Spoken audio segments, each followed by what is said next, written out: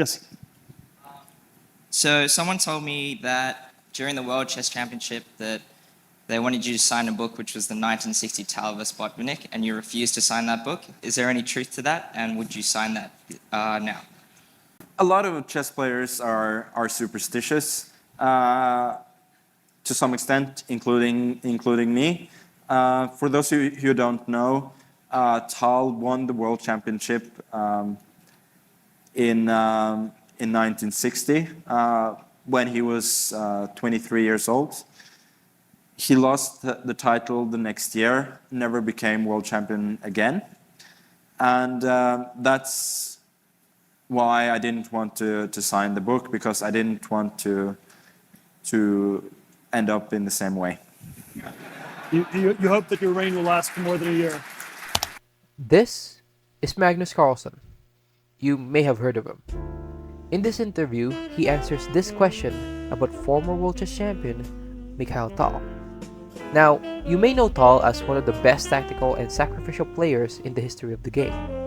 You may also know him by his infamous nickname, the Magician from Riga. After winning the 1958 interzonal tournament and making a name for himself in Porturos, he set his sights on the World Championships.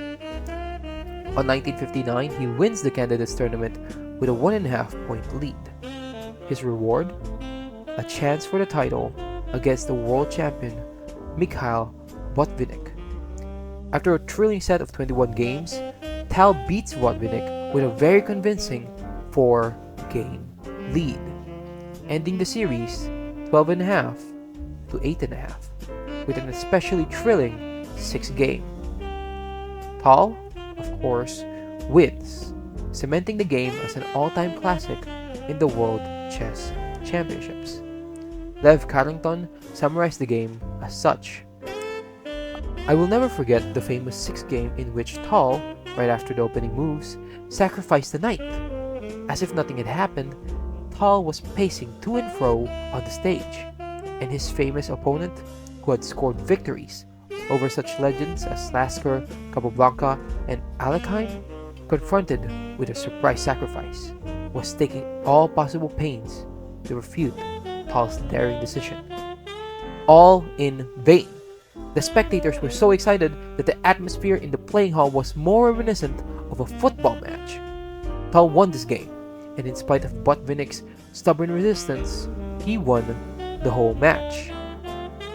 The match was conducted in Moscow from March 15 to May 7, 1960. Mikhail Tal successfully won his first World Chess Championship at the young age of 23. Little did anyone know, this would not only be the first, but also the last time Tal would celebrate becoming the world champion.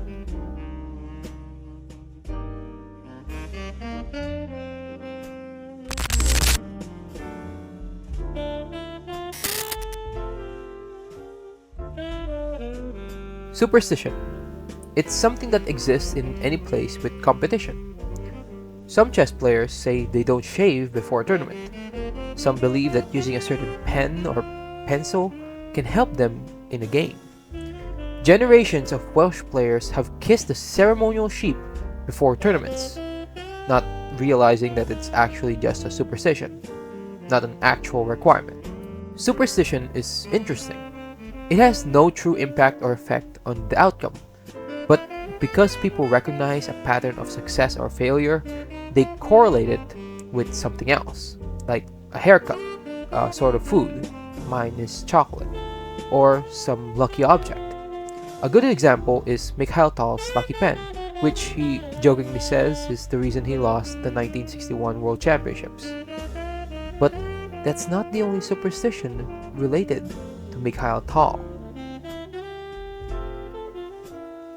After winning the 1960 World Chess Championships, Tal wrote a book, which was almost a tradition to do so after becoming world champion.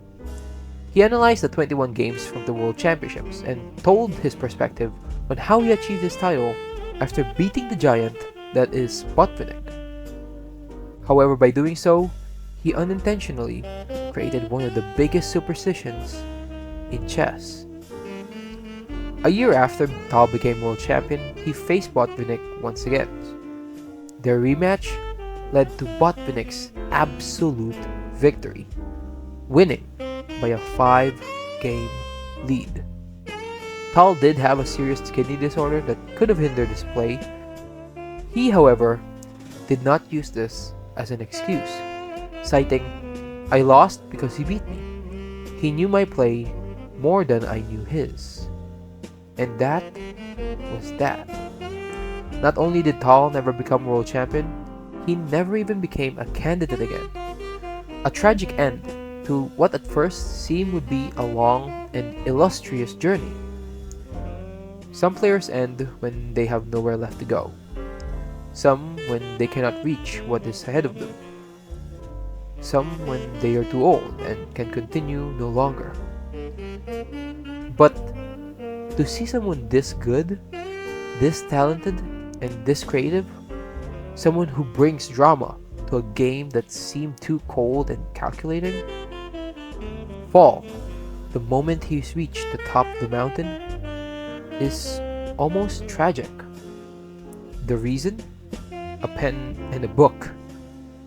Call it unlucky, unfortunate, or unfair even. But that's superstition. A series of events that have nothing to do with each other, treated as correlation, as if one tiny action can cause a large impact in the world of chess. Some say it's supernatural, some call it the butterfly effect. I call it the magician's curse.